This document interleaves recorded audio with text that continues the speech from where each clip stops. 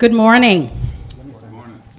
Senator Rubio, Congresswoman Ross-Lehtinen, Congressman Diaz-Balart, Congressman Corbello, who I know will be here later on, Congressman DeSantis, Congressman Yoho, colleagues, friends, students, good morning and Happy New Year. I am Malou Harrison, and it's truly a pleasure to welcome you here today in my capacity as a campus president of our Inter-American campus of Miami-Dade College. On behalf of our esteemed college president, Dr. Eduardo Padron, and Dr. Padron is here in the audience, I'd like to recognize him.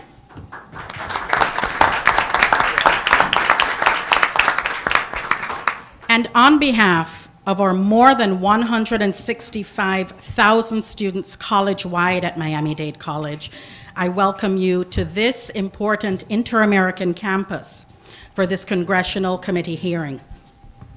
Miami-Dade College is very fortunate to have a board of trustees with unsurpassed commitment to the mission of our college. Some of our trustees will be here throughout the morning, and at this time, I'd like to recognize Trustee Bernie Navarro.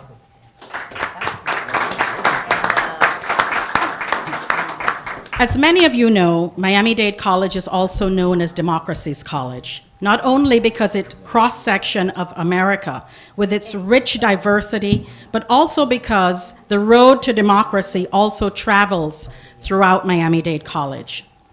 We are so honored to have all of you here today at our Inter-American campus. In fact, Miami-Dade College has hosted congressional hearings, in the past on many, many occasions, and it's truly an ideal setting for this type of exchange of ideas. However, today's event is especially an honor because several of you are alumni of Miami-Dade College.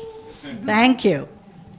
And you know its history, the excellence, and the true impact that Miami-Dade College makes on our local community and on our nation. In fact, right here at the Inter-American campus, we serve close to 20,000 students in Miami's important Latin Quarter, Little Havana.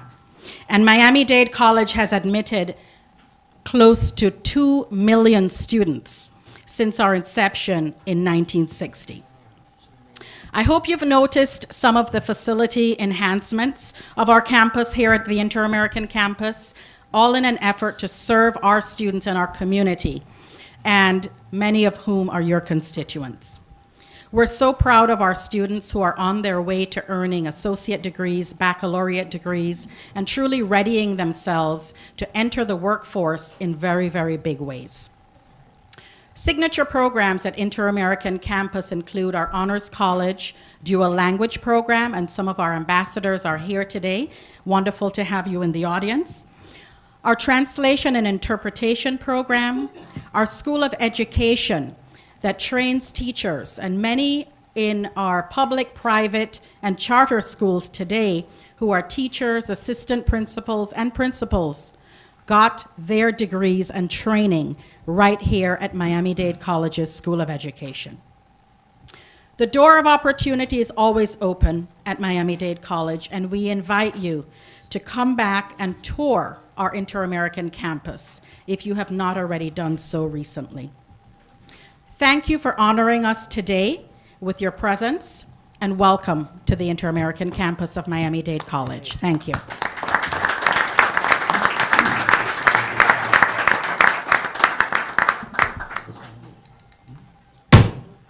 All right, the Subcommittee on National Security will now come to order. I just want to offer as chair, I want to thank Dr. Padron and the folks at Miami-Dade College for hosting us here today. This is a great opportunity to be in the community and discuss issues that are important not only to this community but to the country. And you guys have done a lot of great things at Miami-Dade College, and so I salute your efforts. I'm also pleased to be joined today by some of my colleagues. Congresswoman Eliana Ross-Lehtinen, who the U.S. Congress is going to be much poorer when she retires. She's had an illustrious career, always standing for freedom and justice here. Yeah, no, you've been phenomenal. We also have Senator Marco Rubio, who is Florida's preeminent national voice on human rights abroad, not only in Cuba, but in Venezuela, the people of Iran, and Marco Rubio is a leader nationally for us in terms of pursuing America's foreign policy interest around the world.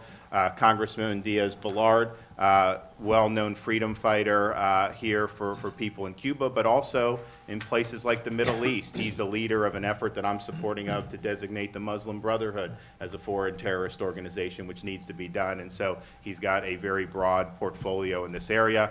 And then Congressman Ted Yoho, he's this chairman of the Asia Pacific Subcommittee on the Foreign Affairs Committee, so he's engaged in those issues every day, but still very supportive of expanding freedom in Latin America, particularly in Cuba. So this is really a murderer's row in terms of freedom fighters here today. So you guys are lucky. You guys are lucky to have them here. The Obama administration eschewed policies designed to pressure and isolate the Castro regime in favor of a rapprochement with one of the world's most ruthless dictatorships, liberalizing restrictions on the Cuban regime while getting nothing for America in return. This sent an unmistakable message to America's enemies throughout the world that belligerence and defiance would be rewarded by appeasement and concessions. First, President Obama delisted Cuba as a state sponsor of terrorism, even though Cuba harbors members of designated terrorist organizations like the FARC and the ETA, as well as the notorious cop killer Joanne Chesimard, a member of the FBI's most wanted terrorist list.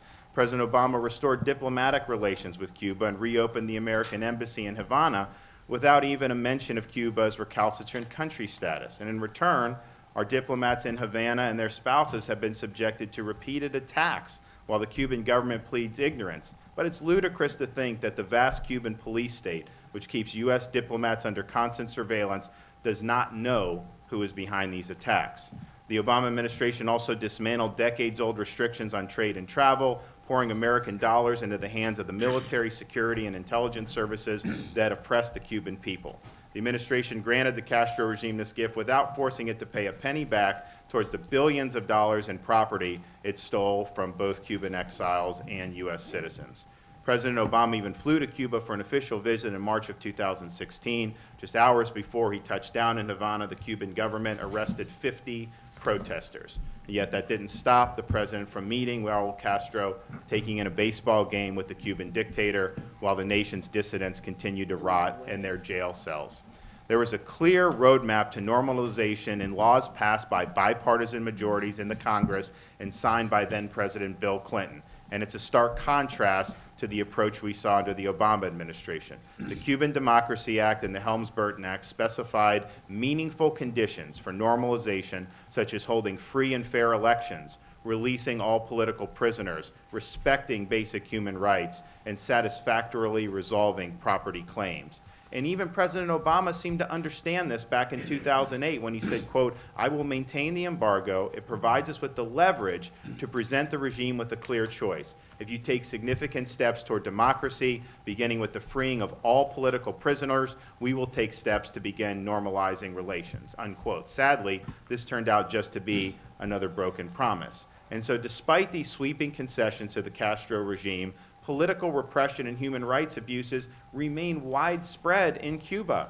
Cuba continues to hold numerous political prisoners and engages in thousands of short-term detentions a year in order to suppress dissent. Thankfully, we now have an administration that understands the folly of this approach. Last June, President Trump announced, effective immediately, quote, "I am canceling the last administration's completely one-sided deal with Cuba," and that he would, quote, "very strongly restrict American dollars flowing to the military, security, and intelligence services that are the core of the Castro regime." In November of 2017, the Trump administration announced new tighter regulations on travel and trade with Cuba. These are a good start, but much still needs to be done to fully implement the president's directive. The administration must cut off the flow of U.S. dollars to the Cuban government, continuing to add to the Cuba restricted list and restoring more pre-Obama restrictions on trade.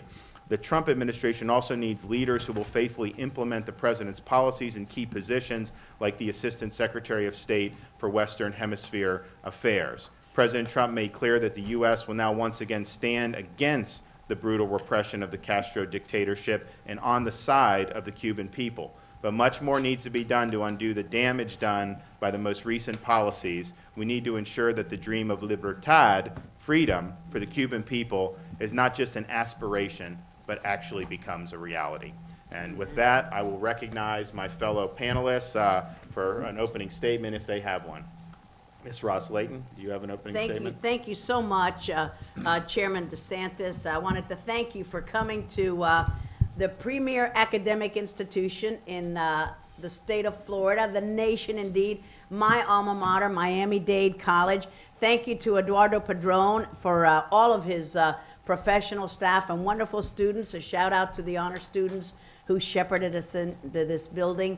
And thank you to the panelists. They're experts in their fields and friends, all friends to me. And although I think you've heard me talk about Cuba once or twice, so I'll forgo that for a second and just say thank you to my colleagues here.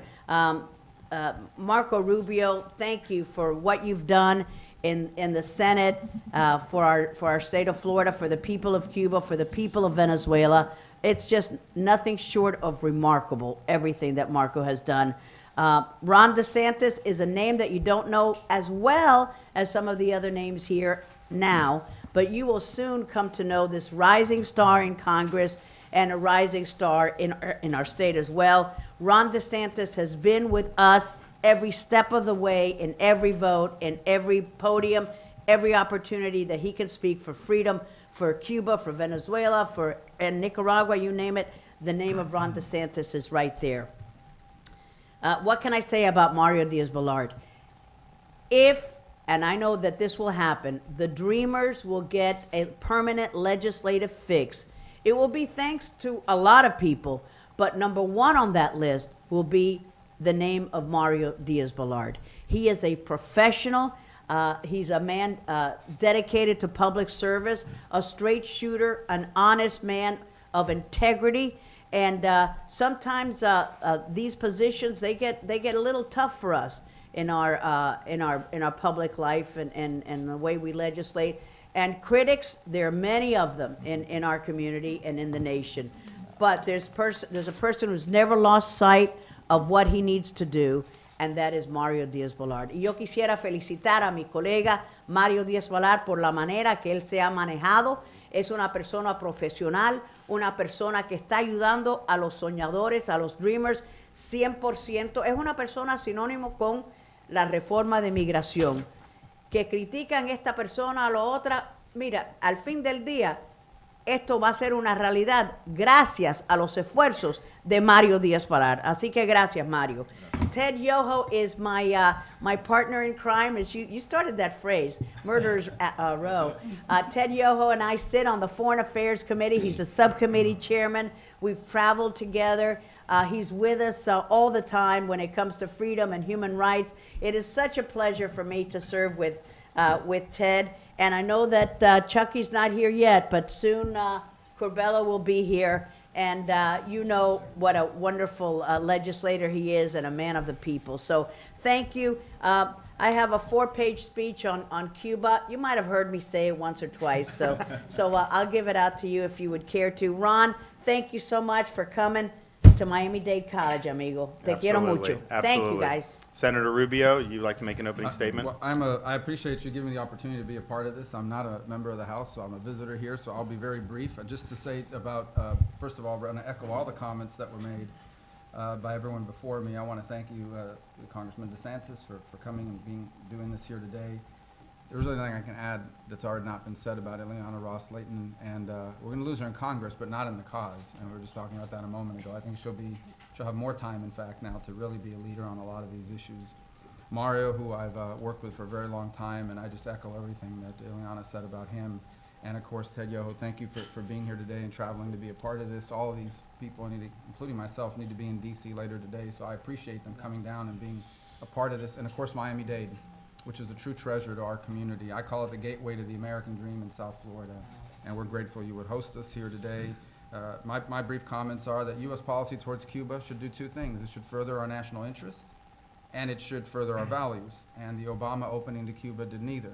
It is not in our national interest to have an anti-Israeli, anti-American, pro-Iranian, and pro-Russian, or pro-Putin, I should say, dictatorial regime 90 miles from our shores. The opening to Cuba did absolutely nothing to help transition to a different type of government, much less a democratic one. On the contrary, it created the space for at least a symbolic transition that the Cuban government will try to appear to be made to look normal, when in fact it is not. And the other thing, it did nothing to further our values. None of the changes, none of the rewards given to the Castro regime were conditioned by anything that had to do with democracy, human rights. In fact, I believe the opening to Cuba required the Obama administration to be silent or look the other way on a number of human rights issues in order to not imperil their great deal as they saw it. So I was pleased, along with many people on this dais here today, including Congressman Diaz-Balart, to be a part of President Trump's new approach to Cuba, which does two things that I think are really important. Number one is it puts independent Cubans in a privileged position vis-a-vis the government. Americans that now go to Cuba will be able to do business with them, but not with the Cuban military, which is the second thing that it does, and that is it prevents the Cuban military through its military-owned firms to create a permanent stranglehold on the Cuban economy, which they would then benefit, not just personally, but to strengthen their grip on power. So this is a timely and important hearing. And just close by this, think about what our hemisphere would look like today if there wasn't a Castro regime. There would be no Maduro in Venezuela, and there would not be 24 Americans severely injured as a result of some sort of attack while stationed in Havana. So thank you for the opportunity. Thank you, Senator Rubio. Diaz-Balart, you got anything? Mr. Chairman, first, gratitude towards you, sir. Gratitude towards you because, first place, you're bringing this hearing to this community, but this is not the first time. Chairman DeSantis has been a champion of freedom in this hemisphere and around the world. He not only leads through his subcommittee, but he does so day in and day out, and he's a huge voice for those that are repressed. And this hearing is about Cuba, and history will record, Mr. Chairman, how important you have been for the cause of a free Cuba. So first, again, grateful to you, and obviously to Miami-Dade Community College. This is a jewel. Not in Miami-Dade, this is a jewel for the country. And so President Padron, I don't know if he's still here, but our gratitude for your courtesy as always to allowing this subcommittee, but also what you do day in, day out. I want to comment also about the members of this panel. Look, Ileana Ross-Layton is truly a giant in not the history of Miami-Dade County, not the history of South Florida, not because she's the first Hispanic woman ever elected to Congress. She is one of the true beacons and giants in the history of the United States Congress. And Ileana, what a privilege to serve with you. And as the senator said, she's not going anywhere. She's still going to be around. And when you talk about folks that have been important for the state, for this community, for the country, but for folks around the world, there's nobody more active, more intelligent, more aggressive, and who does more to fight for the national security interests of the United States than our very own Marco Rubio. I know the community is very proud of him, but those of us that work with him day in and day out, cannot help but being impressed every single day because of his brilliance and his talent. And Mr. Yo, you wonder, why is this guy from Central North Florida? Gainesville University. Gainesville. Why is he here? Well, the thing about Dr. Yoho is that, again, this guy does not get confused. He is tough. He's aggressive. And again, my gratitude for your leadership, sir, for always being there. Mr. Chairman, the panelists that you put together, I quote a lot of them a lot. These are folks who are exceedingly knowledgeable, every single one of those. We also have a person who's not only knowledgeable, but who has firsthand experience, and I look forward to asking him questions, as long as everybody else, about what the regime does with those properties that they steal, that they've stolen from the Cuban people and also Americans. And I hope that we'll have the opportunity, I know we will, about how the Chinese are involved, who now are involved in property stolen from Americans. And so, again, you've put together a great panel.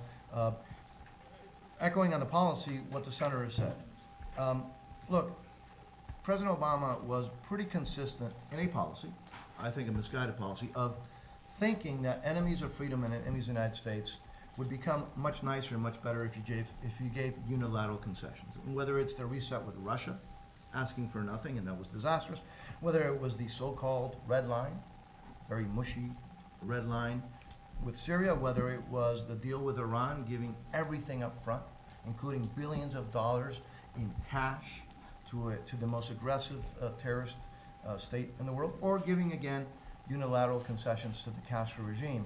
And the effects for the national security interests of the United States have been dismal, but also the effects for the people in those countries has been dismal, and I look forward to hearing from this group of experts.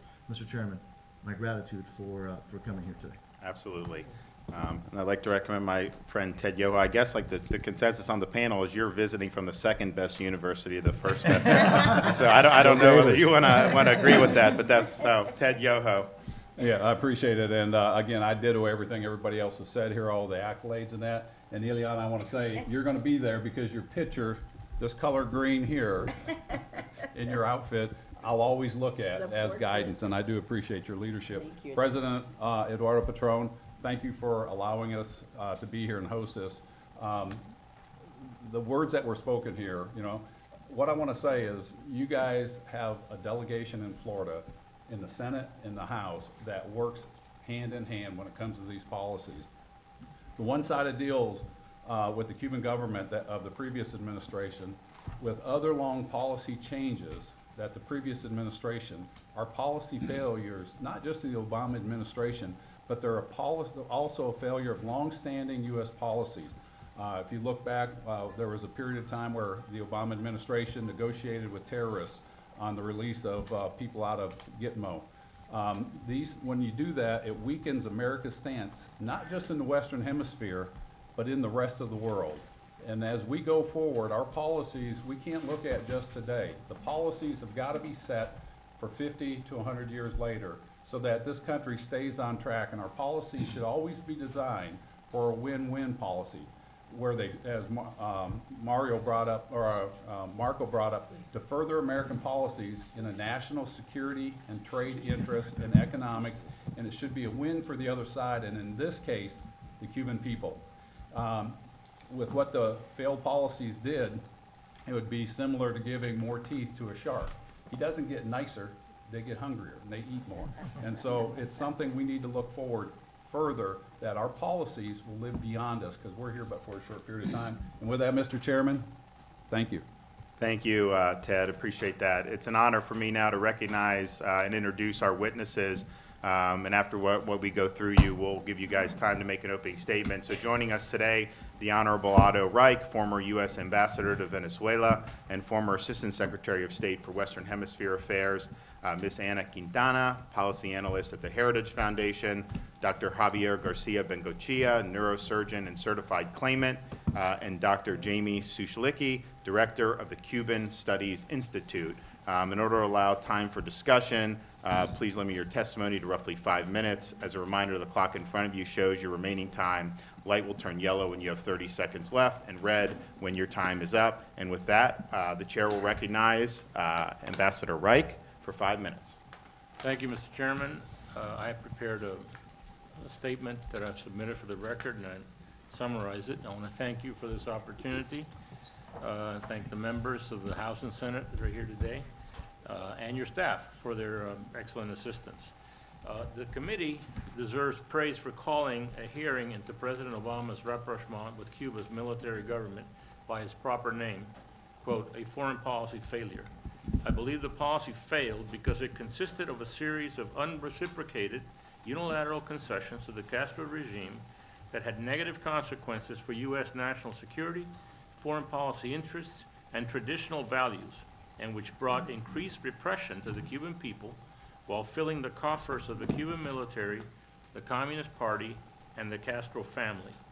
As an example of damage to U.S. national security, President Obama inexplicably ordered U.S. intelligence agencies to share information with Cuba, which for decades had shared information shared intelligence with adversaries and enemies of the United States, including Russia, China, Venezuela, and state sponsors of terrorism like Syria, Iran, and North Korea.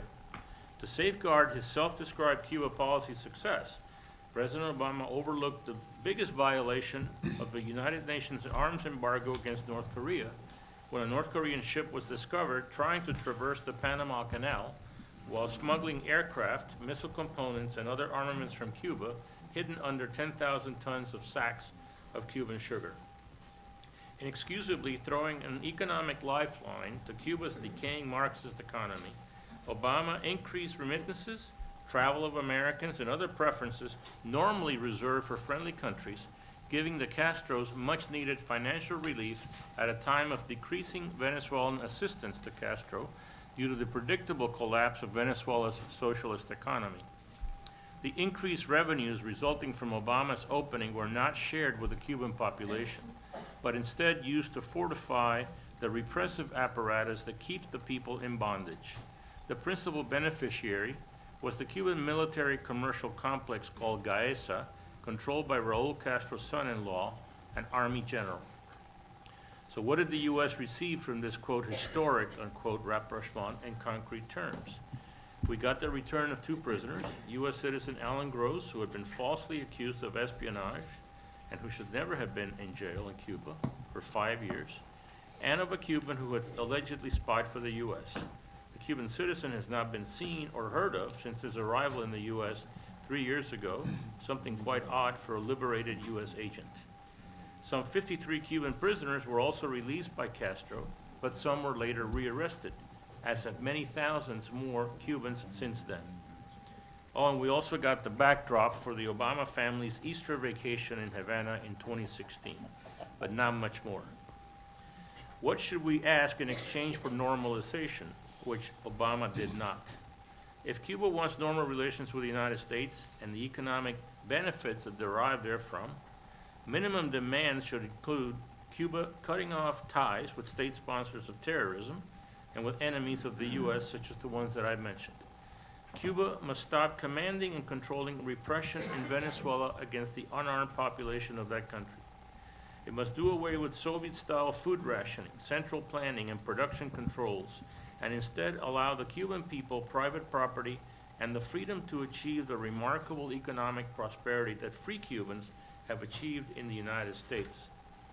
Cuba must dismantle the oppressive police state and surveillance apparatus, free all political prisoners, and allow freedom of speech, free and independent newspapers, television and radio stations, magazines, labor unions, and the other institutions of civil society. Cuba must return the fugitives from American justice as it has harbored for decades, including murderers of U.S. police officers. There should be restitution for those who had property confiscated without compensation, as occurred in Eastern Europe after the fall of communism. Other reasonable people will have other reasonable demands. Finally, Mr. Chairman, the consequences of the historic Obama opening would have been even more costly to U.S. security and Cuba's eventual freedom had the American people not intervened through the 2016 election. Exactly 7 months ago today, here in Miami, President Trump stated that, quote, effective immediately, I am canceling the last administration's completely one-sided deal with Cuba, unquote. It is my opinion, however, that our government has barely begun to implement the president's promise. Perhaps the members of this committee and others can ask why that is the case. Thank you for the opportunity to testify. I look forward to any questions you may have. Thank you for your remarks. Chair now recognizes Ms. Quintana for 5 minutes. Good morning, Chairman DeSantis, pardon me, and distinguished members of Congress. Thank you for the opportunity to appear today and discuss the Obama administration's flawed Cuba policy, specifically how it's contributed to the increased human rights abuses and the health attacks on diplomatic personnel and their families. So President Obama's policy was based on this illogical belief that providing the military dictatorship with diplomatic recognition and economic resources would pave the path to liberty in Cuba. And in Havana, obviously, this was interpreted as a complete regime victory. So for the duration of his presidency, this was a strategy that was based on unilateral concessions, on engagement with the military dictatorship and not the people, and actively weakening support for Cuba's human rights activists. Another visibly ignored point was never asking Cuba to end its occupation of Venezuela, a point that Ambassador Otto Reich brought up, and I hope we can elaborate on during the question and answer session.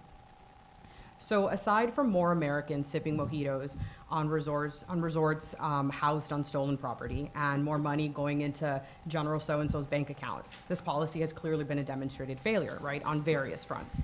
As for the human rights front, we continue to see every single Sunday that the ladies in white are being publicly beaten. In 2016, there were nearly 10,000 politically motivated arrests, specifically 9,960 people. During Obama's 72 hours in Cuba, 498 people were arrested. This is tantamount to about 7 people per hour. And this obviously, I mean, the levels of 2014 and 2015 mirrored that of 2016. So clearly we've also seen a rise in religious persecution as well. The Obama administration's abdication, right, of the United States leadership role on Cuba, on human rights on the island, creates a multifaceted problem for the United States. So for starters, it undermines our efforts against regional authoritarians, right? How can we act on behalf of authoritarians in Nicaragua and Venezuela when we're completely appeasing the dictatorship in Cuba? And it's also served to set back U.S. regional policy in a meaningful way. Latin America is the first and only region in the entire world that has committed itself to the values of human rights and demand democratic governance. And this weak-need policy has also put U.S. diplomats at risk. Towards the end of 2016, we all know this, a few diplomats in Cuba began reporting symptoms of ear pains, headaches, hearing problems, and dizziness. They were associated with these high-pitched beams of sound and baffling sensations. And the location of these attacks were incredibly telling as well, as they all occurred in the diplomatic residences and hotel rooms. So to date, we've had 24 U.S. diplomats and their families that have been victimized, 2 Canadians as well. And yet we've had an entire region, Latin America has been completely silent on this, which obviously one of the great gains of the Obama policy was supposed to be we were going to have a partner in Latin America, now that we were removing the excuse for, you know, the tension between the United States and the region. To date, almost 4 years later, nobody has stood up to help the United States advocate for human rights. The Castro regime, they have a well-documented history of physical and psychological abuse against U.S. personnel. There have been incidences we've all heard of pets being poisoned, cars attempted to be running off the road, similar to the car accident that killed leading human rights activist Oswaldo Paya. His daughter, Rosa Maria Paya, is somebody who's known very well to the members of Congress, and she should be joining us today. And in one case, there was even a mouthwash that was replaced with urine, which just goes to show you the vulgarity of the Cuban government to do that to another individual. And so although this has been common practice in the past, I think the magnitude and the timing of these attacks convey 2 very important points. It's one, and these are important points that even the strongest supporters of the Castro regime can never deny. One, Cuba has clearly violated its obligations to the Vienna Convention by failing to even prevent the attacks. Host countries have to keep foreign diplomats safe. It's their legal obligation to international treaty. And 2, even if the Cuban government is not behind the attacks, there is an incredibly high likelihood they know who the culprit is and they're protecting the culprit. Cuba is a police state, which many of you folks here, people who've traveled to Cuba, clearly know this well. It is an absolute police state where foreign personnel are monitored extensively. And so to mount an attack of this magnitude, right, of this sort of sophistication, it's, again, there's a high likelihood that the Cuban government was either not aware or did not or authorize this. And it's clear that these health attacks, right, are a dangerous consequence of premature normalization. It should be noted that according to the Cuban Liberty and Democratic Solidarity Act, the United States cannot have a diplomatic presence inside of Cuba, cannot have an embassy inside of Cuba until the $8 billion in claims are paid or until the U.S. president can certify that there's a democratically elected government on the island. 2 things we clearly know to be not facts. But we all know selective enforcement of the law was a practice the previous administration enjoyed doing. So to close things out, Mr. Chairman, the Obama-era Cuba policy has been a demonstrated failure for U.S. national security interests, the rule of law, and the future of a free Cuba. And I think our diplomatic personnel and Cuban human rights activists paid the ultimate cost. And looking towards the future, I think the Trump administration and policymakers ought to continue supporting the elements of democratic change on the island. Thank you. Thank you. Chair now recognizes Dr. Garcia. Good morning. Thank you, Chairman DeSantis, for including me in this important hearing. I'm going to go longer than 5 minutes, and I've received permission to do so. I am the legitimate owner of the Port of Santiago de Cuba and represent the legitimate owners of the Havana Docks Corporation at the Port of Havana. I testified in June of 2015 in front of the Western Hemisphere Subcommittee on the issue of property rights in Cuba. At that time, I pointed out the obvious, that everything in Cuba is stolen. I warned that American ventures there would involve trafficking in stolen property, in some cases in violation of U.S. law. Unfortunately, that's exactly what happened to us.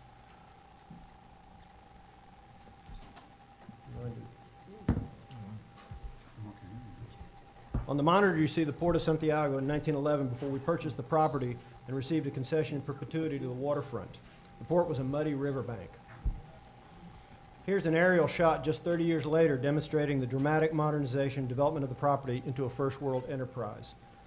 Likewise, here's the Havana Docks Corporation, founded in 1917 by Sosthenes Bain, an American and founder of ITT.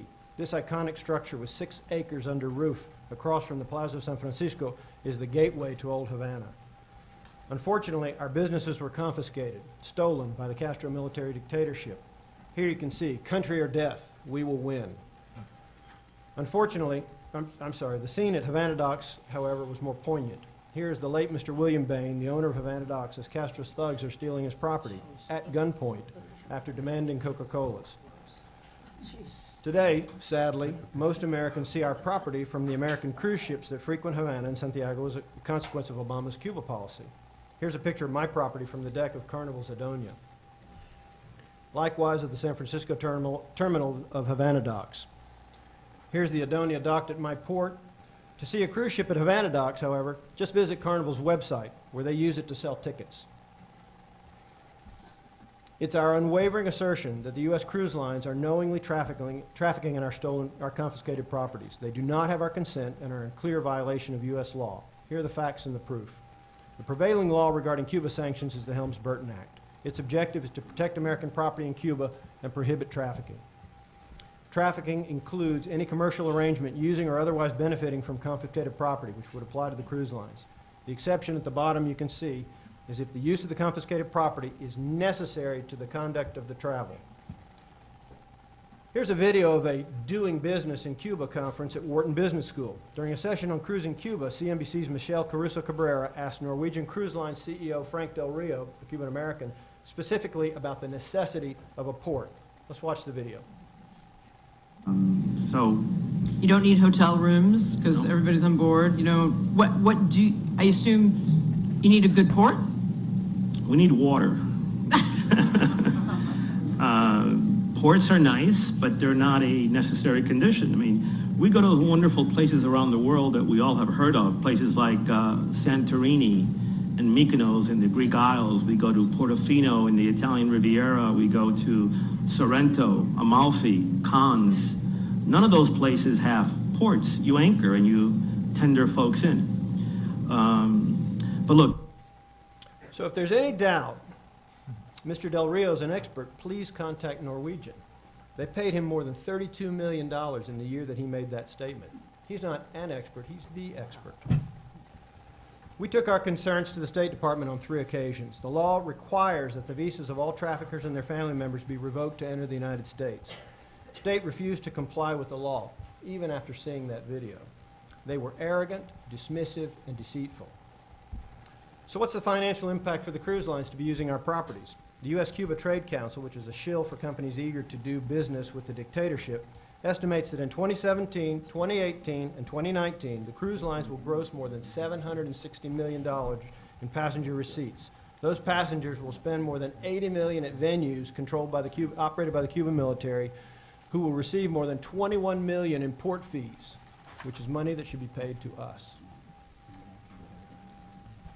On another note, in early 2015, a Chinese firm, China Harbor Engineering Company, a subsidiary of China Communications Construction Company, began improving trafficking in my port property in Santiago. I sent a notice to them in December of 2014 and met with State to get their visas revoked. Again, State refused to comply with the law. Who is CCCC? They're one of the largest construction and dredging companies in the world. In 2011, they were barred from projects receiving World Bank funds due to graft and corruption. They've built huge satellite dishes in Patagonia and Cuba, ostensibly for the Chinese space program. They built the islands in the South China Sea for the Chinese military. These are bad guys. And they're here. In late 2014, they purchased a city block off Brickell here in Miami with plans to build a $1 billion vertical Chinatown exclusively for Chinese nationals. They recently resuscitated a stalled Frank Gehry project in Los Angeles with $300 million. Is this capital flight from China, or is it money laundering? It is outrageous to allow this corrupt group to avail themselves of U.S. law to protect their property and hide criminal activity while allowing them to violate laws that protect my property or your property. The teeth in Helms-Burton regarding property is Title III, which defines civil liability for trafficking. It has two parts, the cause of action, the trafficking, and the right to action, the ability to sue a trafficker. The President could waive either for 6 months initially and then every 6 months thereafter. The right to action has been waived every 6 months, initially to stop trafficking or encourage settlements. And I apologize that the slide is rotated. Foreign countries, however, complained of the territorial overreach. Americans suing foreigners in U.S. courts for trafficking in Cuba. So the waiver was used to preclude retaliation. However, President Clinton, who signed the bill into law, did not waive the cause of action, and that liability for trafficking began and went into effect on November 1st, 1996. At a July 16th, 1996 White House press briefing, Deputy National Security Advisor Sandy Berger clarified the President's actions. He will allow Title III to come into force. Liability for those who traffic in or profit from confiscated property in Cuba will arise on November 1st as provided under the law. That liability is not extinguishable. He reiterated throughout the session, liability will continue to accrue. The clock is ticking. The meter is running. It can't be extinguished now or in the future. Moreover, Berger asserted a fact that is lost on everyone today.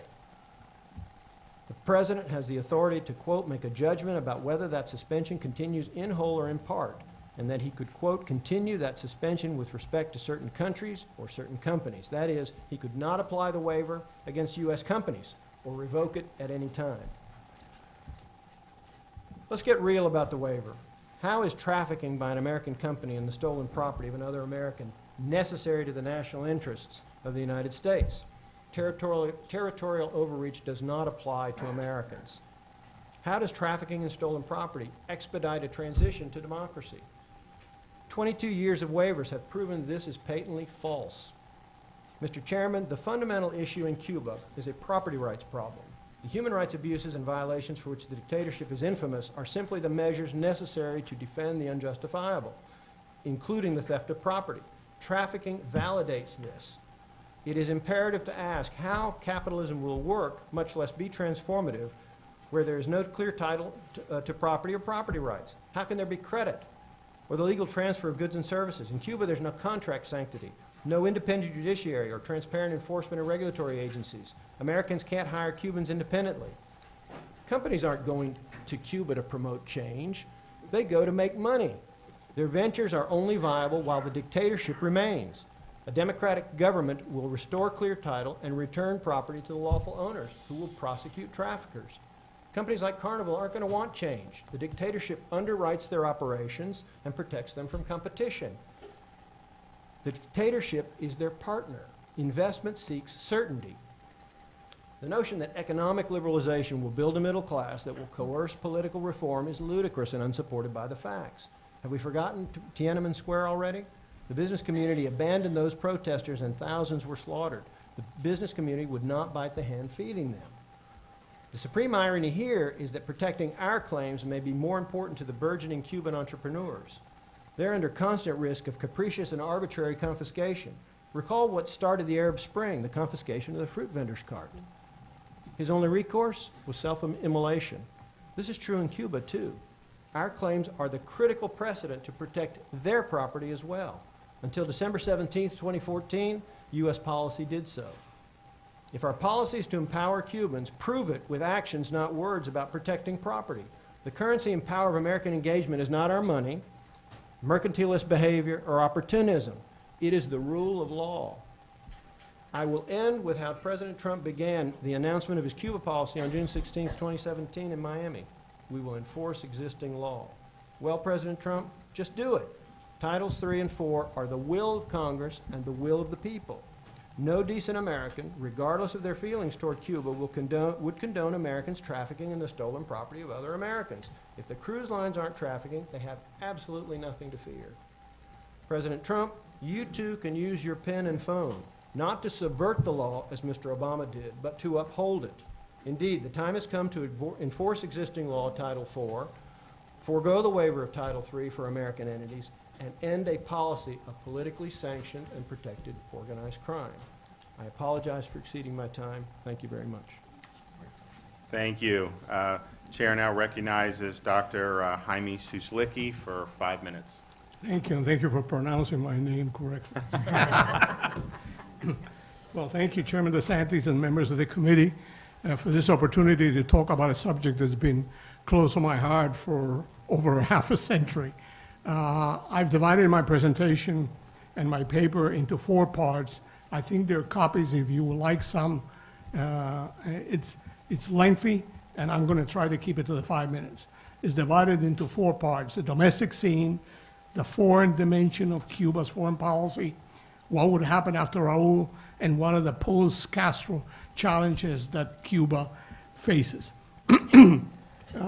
We've heard today about the concessions that President Obama gave to the Cuban government, travel, remittances, terrorist group, opening an embassy.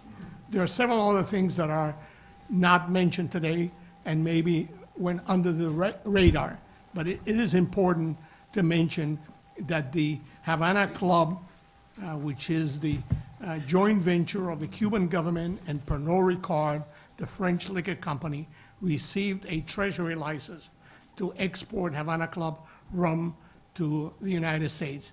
This has to be reversed and should be reversed. This is a violation of court orders and is a violation of the will of the Congress of the United States. We have today with us a Vice President of Bacardi, so I would like to put that on the agenda. Now, in terms of what the impact of the Obama changes in Cuba, there were very little or none. As a matter of fact, in the last 3 years, General Raúl Castro has increased repression in Cuba, has arrested more dissidents for 2 reasons. One, he's concerned about American policy subverting Cuba, and second, he is concerned about popular uprising and popular pressure given the conditions of Cuba and given the new relationship. So those 2 things have led the Cuban government to pressure the population and to maintain more political control. The Raúl Castro regime is going through a process of succession now, not transition. Cuba is not changing. The economy is not changing. The political process remains the same.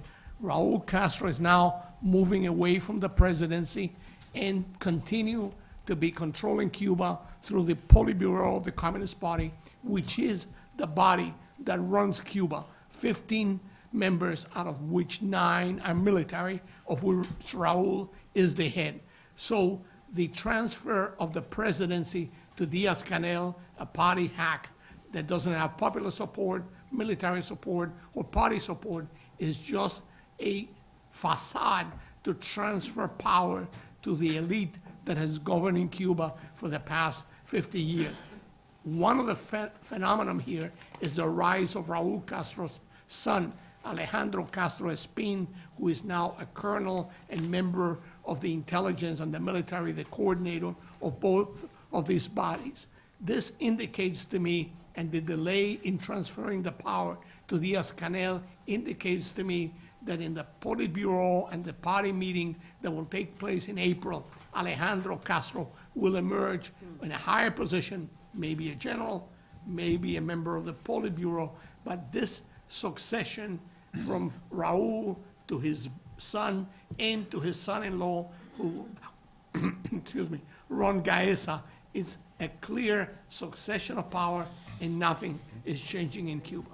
Now, the Obama administration's concession did not move Raúl Castro's needle away from his partnership with Venezuela, Iran, and Russia, and to a certain extent, Syria and North Korea.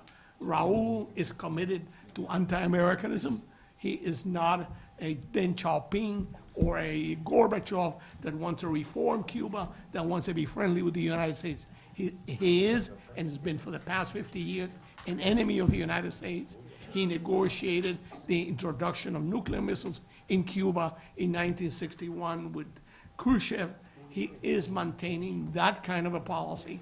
And as we mentioned before, there are a number of terrorists living in Cuba. Cuba is supporting Venezuela by running the passport office in Venezuela providing Venezuelan passports to Iranian agents, some of them that have been captured in Canada. So Cuba does mischief despite the fact that it's not as loud and as obvious as with Fidel Castro. The other thing that is important here is that in 2015, Cuba and Russia signed agreements to provide air facilities and naval facilities to Russian vessels. We have seen some Russian vessels visiting Cuba, Navy vessels visiting Cuba, but I think this is going to intensify in the next couple of years, and as relations between U.S. and Russia become more difficult, I think Putin will use Cuba as a base of operations for Russian submarines. That indicates to me that that will create a problem for U.S. national security, will force the United States to spend money in defending the southern border and in tracking Russian submarines within Cuban waters. So I think that that's something that is worth looking at.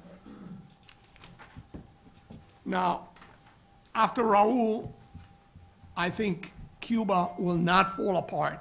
I think they believe among many in this community that no Raul, no problem was the same argument that we made or people made years ago, no Fidel, no problem. Look, the Cuban Revolution has survived the death of Fidel and can survive the death of Raul. The institutionalization of the process exists unless there is tremendous pressure from the outside and tremendous organization internally. The regime will continue to muddle through for a number of years. Raul Castro and his successors are primarily interested in muddling through, being allies of Venezuela, allies of Russia, Iran, get some support from China. They're not interested in changing society, in normalizing relations with the United States and becoming a nice Caribbean country. Now, the challenges that Cuba faces after the Castro era are enormous.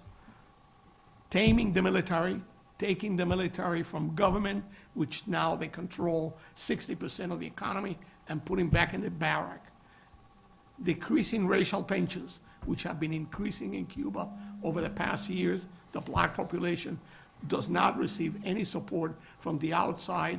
Most of the remittances from Cuban Americans go to white Cubans in the island. So the blacks are, if you go to Baracoa and places like that, are in very bad shape. Ending corruption, dealing with a restless labor movement, developing an acceptance, obedience of the new legal system in Cuba, and instilling in the population a willingness to sacrifice to build a new Cuba. Those are some of the key elements that are in the agenda for a post-Castro Cuba. In addition to that, we have the issue that Dr. Bengochea talked about, the issue of private property. Without respect for private property, without constitutional responses to the private property, not only the ones that were confiscated from Americans, but the ones that were confiscated with the Cuban people, we're not going to have a successful Cuba. We won't attract any investment. So the Cuba of the future is full of problems, but maybe some opportunities given the proximity of Cuba to the United States and the power of the Cuban-American community. Thank you. Thank you.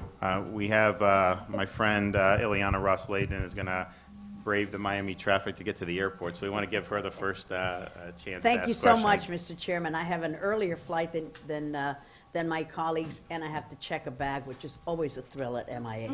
But Ambassador Reich, I really don't have any questions. I just want to say thank you for your leadership and always expanding on the Venezuela-Cuba relationship, porque sin duda lo que ha hecho el presidente Obama con esta política incorrecta y peligrosa sobre Cuba le ha dado más poder, le ha dado más energía al régimen de Maduro y otros regímenes peligrosos en el mundo.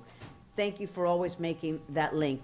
And Dr. Shusliki, thank you for pointing out in your testimony that, in your written testimony, that granting that Havana Club license to the Castro regime erodes Section 211 of the Cuban Asset Control Regulations Act. And I hope that you give us some advice to Congress on how we can ensure that future administrations are not bypassing congressional intent in our sanctions laws, because that's always the problem. Escribimos unas leyes y parecen bien fuertes, pero siempre hay unos huecos que cualquier administración le puede dar la vuelta. Thank you, Chairman DeSantis, and thank you to my esteemed colleagues and to the rest of the panelists. Thank you. Thank you. Chair now recognizes himself for 5 minutes of questions. Some of you spoke to this, but we're going to have a transition in Cuba from Raul Castro to some type of dictatorship. I got 2 questions. One, the Obama administration policy empowering the regime, does that make it more likely or less likely that that's a smooth transition? And 2, what can we do to take advantage of that inflection point by having policies that empower the Cuban people?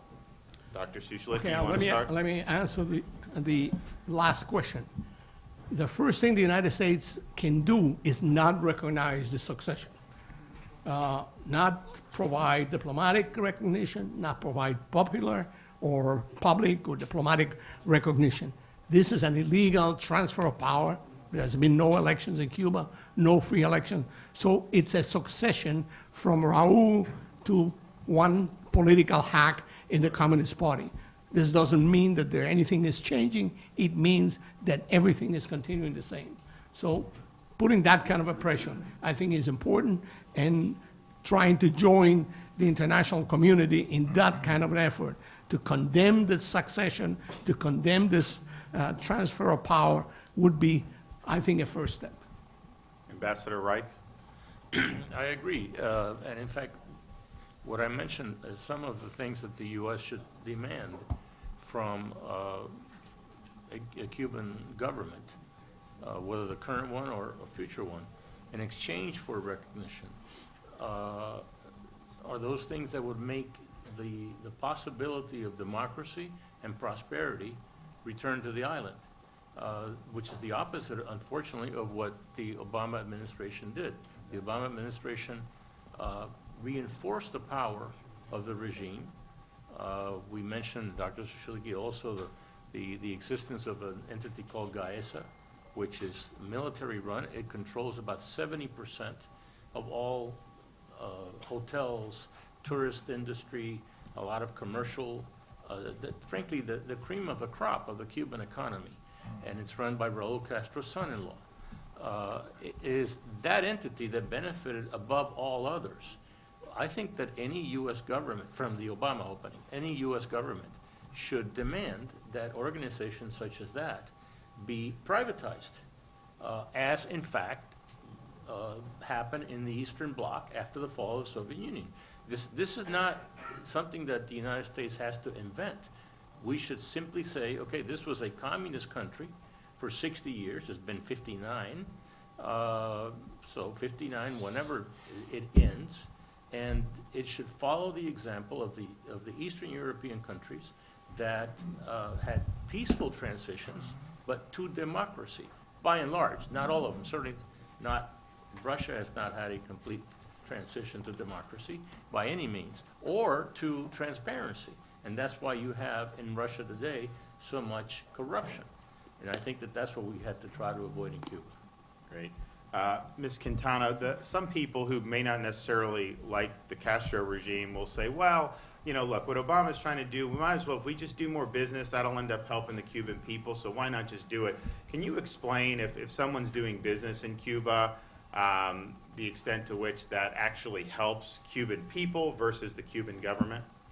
Well, in fact, it actually helps the Cuban government repress the Cuban people because it provides them with hard currency. It's something that they are in very much need of. I mean, look at the situation that Venezuela is in, right? Cuba has only ever, the Castro regime rather, has only ever survived off of a foreign benefactor. When the Soviet Union fell, we obviously saw the period of economic weakening that Cuba went through, and then Venezuela swooped in and filled that gap. Now that Venezuela is declining, right, their economic output is declining, the United States has a significant amount of leverage here, right? We really can actually do something. And I think kind of to follow up on your first question on what can be done to take advantage of this period of continuity in Cuba, of this leadership change. I think members of Congress should really be working with the White House to find suitable leadership positions for Western Hemisphere affairs at the State Department and at the U.S. Agency for International Development. We're a year in and there still is not leadership in either one of the respective agencies. And I think they need to find leadership that echo the president's vision for the region and can effectively implement his policies. We saw what happened with the Cuba policy, how there was many things the White House could have wanted to have seen done, and we've now seen the slow rollout of the implementation as well, right? The new changing policy was announced in June. We're in January now, and things have been slow to trickle out. Let me, if I may. Let me just add- ask you, I want to ask you something else. I'm with limited time. You know, Cuba historically under Castro, I mean, they've basically had alliances and relationships with kind of a rogues gallery of countries. I mean, North Korea, Russia, all these places. Since the Obama opening, has Cuba changed its behavior in terms of working with some of the worst regimes in the world who are Absolutely not. As a matter of fact, while the negotiations were taking place, Cuba was placing missiles and planes in a ship under sugar bags to be shipped through the Panama Canal to North Korea. So that's a clear evidence. Let me just add that the first item of income in the Cuban economy is physicians abroad. That is more important than anything else. And that's why the Cuban government insisted in ending the wet, dry food policy, because doctors were leaving their post and coming to the United States. That's called human trafficking. Okay, sure. The question is, how can we work on this to try to slow down this kind of income going to the Cuban government? Great. Dr. Garcia, it was a great presentation. So you're dealing with the State Department, and you are being treated poorly. They're not responsive to your concerns. Is that because of kind of the permanent bureaucracy in the State Department, or is it because of the political people that President Trump's put in? It's the bureaucracy, no question about it. There is a sense of entitlement. I would have to say that we're all created equal, but no two of us are the same. Where we enjoy equality is equal treatment under the law. My experience with the State Department has been that they have confiscated my equal protection and turned that into a political decision or one of discretion. That is a cancer in a democracy. It is a sense of entitlement, and I think you've seen that in the Justice Department and the FBI in terms of this collusion investigation with Russia. Now, some of the business groups who say, "Oh, we just need to do business with Cuba," they're actually going in and maybe using your stolen port. So, in terms of expanding economic opportunity, having a good economic growth, if you're violating property rights in the process of that, I mean, people may be making some short-term profits, but that's not something that's actually good for an economy, is it? It can most generously be described as crony capitalism. The companies that are in Cuba today with deals with the Cubans, truthfully, they want to keep it that way. The dictatorship eliminates their competition. It violates every principle we have when we talk about the power of free markets and the human condition. Great. My time's up. I'll recognize my friend Senator Rubio for 5 minutes. Thank you, and I'm not sure I'll use the full 5 minutes. I know everybody else here has to get going today as well. Just on the leadership of the State Department, one of the reasons why we don't have appointees is we continue in a sort of, let me put it to you this way, I'd rather have nobody than the wrong person, because it just perpetuates a cycle of where you have public policy being announced, but then the implementation not reflecting it.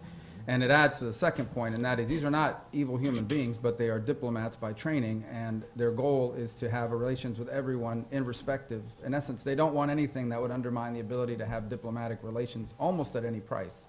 And I think there has to be some balance in all these relationships around the world, and it's not exclusively limited to Cuba. By the way, Mr. Bengochea, you also make the argument about companies. That's absolutely correct. And it's not just with Cuba. We've seen it in China and other parts of the world. Once a business venture, which its primary obligation is to turn a profit for themselves, for their investors, creates a favorable business climate in any jurisdiction in the world, they become advocates for whatever government has allowed them that space. And then turn to Washington and lobby against public policy that would help people, but would disrupt the sort of arrangement that they've made. I guess my two questions briefly for the entire panel, if anyone has any comment, is does anyone on this panel believe that it would be possible for 24 Americans to be attacked in some way and the Cuban government not be aware of it? In essence, Americans are very closely monitored, in particular in a very closely monitored society and an incredibly monitored city of Havana. Would it be possible for anyone to be able to attack not one but 24 individual Americans and the Cuban government not at least know about it? No, and you should call it what it is. It's a terrorist attack. The simple answer, if there had been one attack, maybe. But an attack for a whole year or for a long period of time, no way the Cuban government would have not known about it, or the Cuban security would have not known about it. All right, I've talked to defectors from the Cuban government here in Miami who've said that probably after the second or third such incident, assuming the Cuban government was not responsible, the Cuban government's red flags would be raised and they would start to report it within their own government. They would say, you know, okay, one incident, somebody got sick. Second, maybe a coincidence. But 3, 4, 24, as you say, there is no way the Cuban government did not know that that was going on. In my opinion, the Cuban government Red flags was are their favorite type of flag anyway. Let me just let me just quickly say I visited a dying relative in Cuba over a decade ago. And from the moment that I arrived in Cuba, I had to go straight from the airport to the local committee in defense of the revolution, register exactly the homes that I was going to be staying at, the duration of time that I was going to be staying at, and every single time I went into a store or I did anything outside of that home, I had to show my passport. They know who you are. They know when foreigners are there. I mean, there is an incredibly low likelihood they did not know about these attacks and they didn't orchestrate these attacks. So my last question is, what would motivate them if in fact they knew it or whether they did it or knew who did it and won't tell us? Either A, why would they do it, or B, why would they know who did it but not disclose it? Well, my own guess, and I don't have any intelligence information, is that the Cuban government was trying to obtain intelligence and listen to communications within the embassy and in the hotels and every other place, using equipment probably provided by the Russian, and that equipment produced the kind of consequences on the diplomats. I think it's in their nature. It's the old saying about the frog and the scorpion crossing the river, and you know the frog asked the scorpion in the middle of the river. The scorpion stings the frog, and they're both going to drown. And the frog says, "Why did you do that?" And the scorpion says, "It's in my nature. It doesn't matter that they're both going to die. The Cubans have been doing this against U.S. interests for the entire length of the regime. And this time, it got out of hand. They couldn't control it, apparently. There's one explanation. Do you have a theory, Ms. Quintana? If you don't, that's fine. Well, I honestly think if it was not directly the Cuban government, I think they're protecting somebody, and they're protecting somebody who harbors much more animosity, if it's possible, than the Cubans. And who could that potentially be? Who's active on the island? We have the North Koreans and we have the Russians. So it's a toss-up between, you know, the worst of the worst. Thank you, Mr. Chairman. Thank you. Chair now recognizes Mr. Diaz-Balart. Mr. Chairman, thank you very much. I'm going to just throw a quick, in essence, question to each one of the four distinguished panelists. To Ambassador Reich, you mentioned something that didn't get enough attention about the fact that President Obama, in essence, instructed our intelligence community to share intelligence with the Cuban intelligence community. And you mentioned who are some of the players that the Cuban intelligence community shares intelligence with. You know, China, Iran, North Korea, and Russia. Any indications, I'm going to throw the four questions out, if I may, Mr. Chairman. Sure. Any indication that once President Obama made that move, that the Cuban regime stopped sharing intelligence with those anti-American rogue regimes? Ms. Quintana, want to ask you what you think is there, and what do you think the role is of the Cuban regime vis-a-vis the violence, the repression in Venezuela? Is there a role that they play? How important is that role? Mr. Garcia Bengochea, you actually mentioned, put it very, I think, brilliantly, the fact that if you're a business and you're doing business in Cuba and you're not dealing in trafficked stolen property, you shouldn't be concerned about Title III whatsoever. So I've said in public many times, and I've quoted you, that you and thousands like you who have similar stories are not going to be wished away, and that those folks who think they can do business on on stolen property in Cuba should be aware that their legal liability could be potentially huge. And I just want to hear from you if you have any intentions of just saying, oh no, I give up, or are you and others like you going to continue to pursue this, and therefore it's a huge risk for businesses that deal with stolen property in Cuba. And lastly, Dr. Saliki, is there anything that points to the Obama policy having helped the cause of the freedom people, or is there anything that policy that you can point to that has helped the national security interests of the United States? And I pose those questions, Mr. Chairman, and thank you for your indulgence. Go ahead. Okay, the first question, I suppose, was directed at me and about the sharing of intelligence. Are there any indications that since the U.S. began sharing intelligence under President Obama, which I believe has been stopped? I don't know. I'm not in the government, so I don't know. Something the committee should look into, whether the Cubans stopped sharing intelligence in turn with rogue or hostile governments. The answer is I don't think so, and one of the reasons is we mentioned the case of North Korea, the biggest violation of the UN embargo, arms embargo, in which the Cubans were involved. The head of the Minister of Defense of North Korea was just in Cuba 2 months ago. Now, he was not there on vacation. He was there on a political trip, and the Cuban government welcomed him with a red carpet and said what close relations the Cuban government has with North Korea. I mean, possibly the most dangerous regime in the world today. So I think the answer to your question, Mr. Diaz-Balart, is no. I don't think there's any indication the Cubans have stopped not only sharing intelligence with these rogue governments, but cooperating with them in many ways. As for Cuba's role in the violence in Venezuela and just the utter dysfunction in Venezuela, the best way to think of it is Cuba has an occupational army inside of Venezuela. From the highest levels, protecting leader Maduro, which we can no longer call him president after the Constituent Assembly, down to the street violence that's occurring on a daily basis. And I think that's what's the most telling part. They have this stranglehold on this country, and they're not going to let go, right? Because they are they are the ideological leaders behind this movement, behind their revolution. And they're not going to, they've invested way too much, and they're simply not going to let go. And I think that's what's going to be the most fundamental transformative thing to happen in the Western Hemisphere, the future of Venezuela. How does this unravel, right? How do we now fix this problem? And that's, I think, an enormous problem the previous administration never addressed. Why did they not ask Cuba to leave Venezuela? Why did we start these intelligence sharing programs? And while Cuba still had their leadership role in Venezuela's dysfunction. Mr. Diaz-Balart, of course we're going to pursue these claims. The facts in my particular case, of course, are not in dispute. But I think what the larger picture here is, what is the essence of American engagement? It's that we do so lawfully. Why do the Chinese want to invest here? Why couldn't they have taken their $1.5 billion and put it in France or Great Britain? Because of our rule of law protects our investments here. That is what is critical about what's going on. It has been incredibly, the facts in my case are simple. The law is pretty straightforward.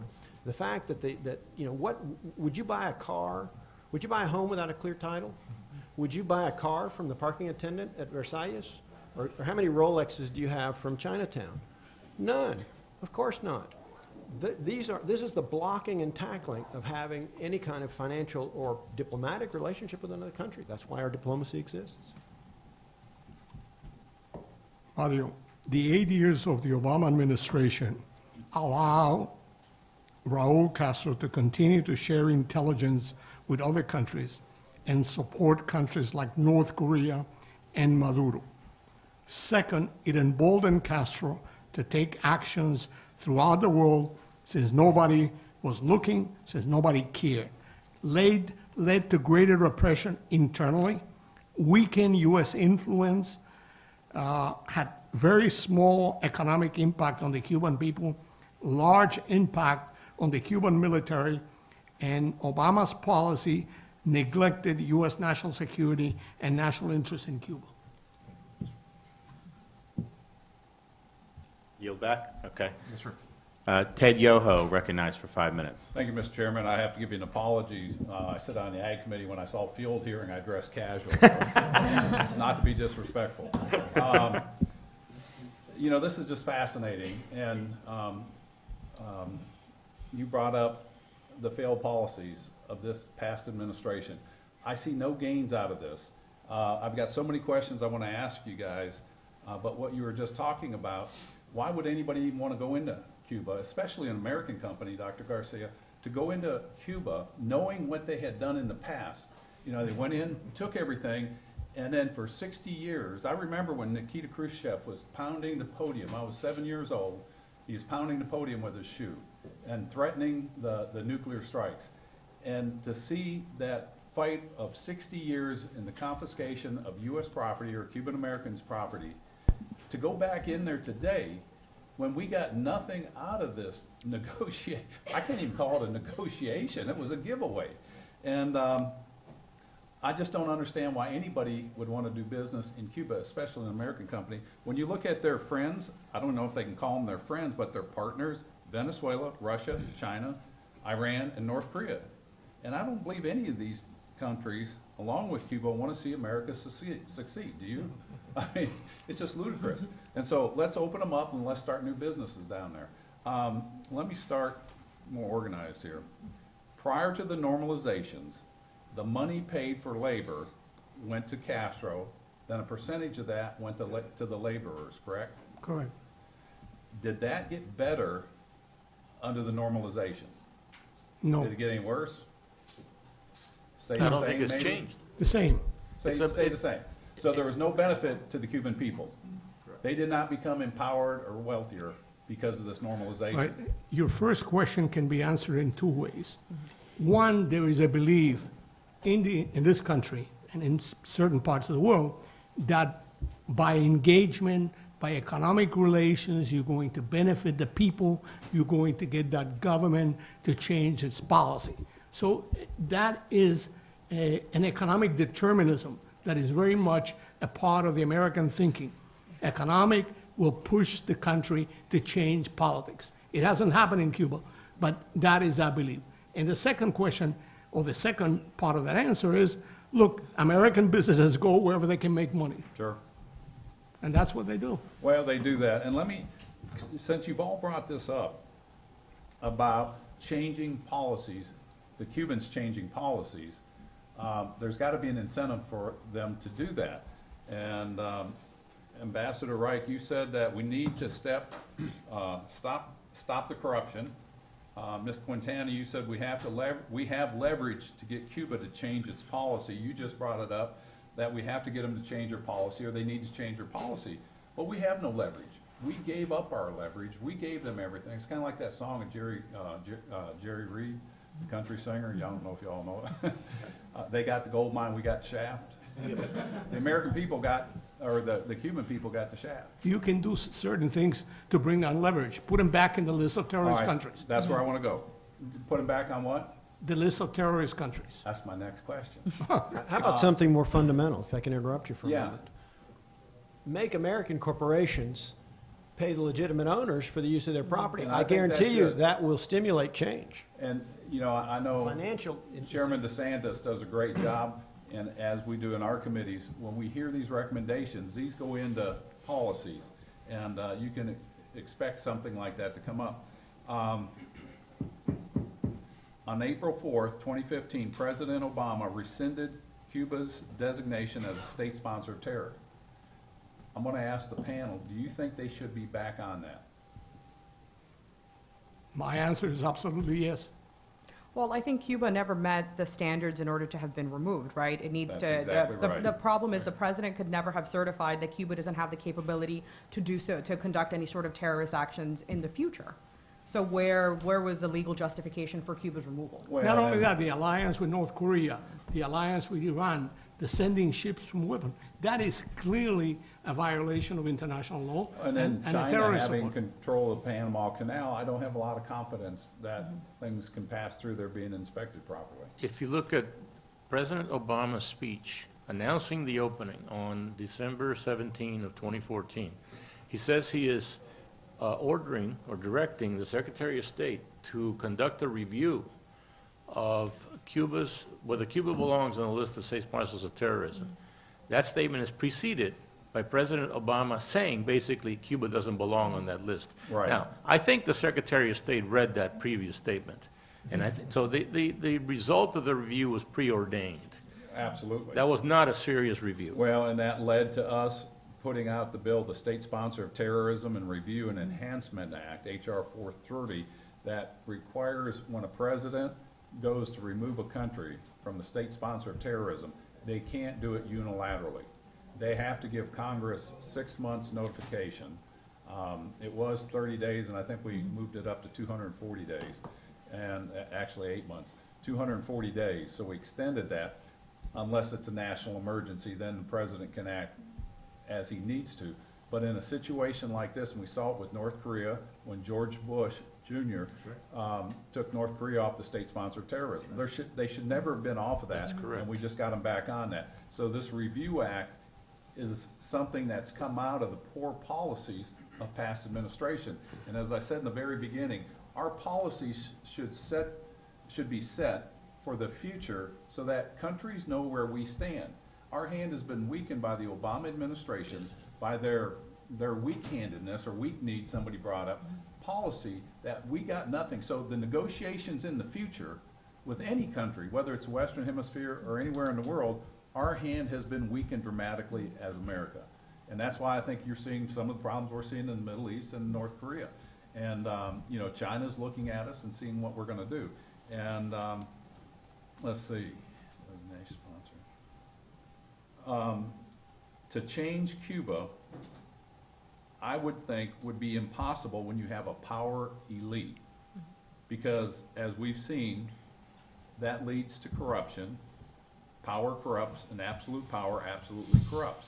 And as the passage of the Raul Castro regime, presidency or dictatorship, goes to the next generation, probably his son or somebody handpicked with no elections, it's going to get stronger and it's going to get more corrupt, and they're going to align more with those countries that don't like America. I think that's all I have, Mr. Chairman. That's it. And I thank you for having this hearing. And just to let the Cuban American people know, we stand strong with them. We will do what we can on the foreign affairs committees and the oversight committees to make sure our policies are longer serving for America, that a president can't change them without Congress weighing in. So let me just kind of to wrap up, if you, each witness can just say, what's the one thing you recommend that either we in the Congress do or that the administration do to address all the problems that we've discussed here today? Mr. Chairman, I would have the president ask why his statement in this city of June 16 has not been fully carried out by the bureaucracy. I would ask, why is it that if Cuba's tourism industry is one of the most profitable industries it holds, why is the Ministry of Tourism not on the banned entities list? Well, I think I stated earlier, Mr. Chairman, what I would do, which is simply to enforce the law. There's absolutely no justification for providing political protection to these companies to be trafficking stolen property. But I think I would like to make one brief comment about something I think we've overlooked today, and that is, you know, one of the things missing in the Cuba debate has been some intellectual honesty and critical thinking. American companies go into Cuba and exploit Cuban labor. The two-currency system in Cuba is institutionalized slavery. Imagine that. If in this country we paid policemen and firefighters in a second currency that had no value, this is disgraceful. On the day after we celebrate Martin Luther King's birthday, that this doesn't even come up in the discussion is the violation of labor rights. It's disgraceful. I mean, Cuba is a white male military dictatorship. short of starting covert operation or using the American military, which I don't think there is any taste for that, I would start by not recognizing the succession that is taking place in Cuba now. Great. Well, let me just thank my colleagues for coming. Let me thank the witnesses. I thought it was outstanding testimony, and I think we developed a very good record here. You know, as I was thinking to some of my friends here, people like Senator Rubio, who, you know, was a top-tier presidential candidate. I mean, in the election last time, we had 2 of the 3 Republicans were Cuban Americans. I mean, I look at Dr. Garcia as a neurosurgeon, the business people that have come, you know.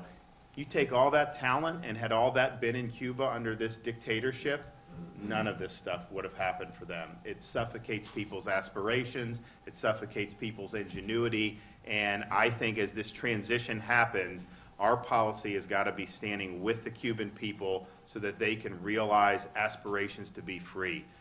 Because the difference between what's happened in Florida for people who fled Castro's tyranny and the success and all that's been built here versus the people who are still struggling under tyranny in Cuba, that difference couldn't be more stark. I want to see Cuba free and democratic, and I think that will benefit the United States and the people of Cuba. And with that, this is adjourned. Thank you.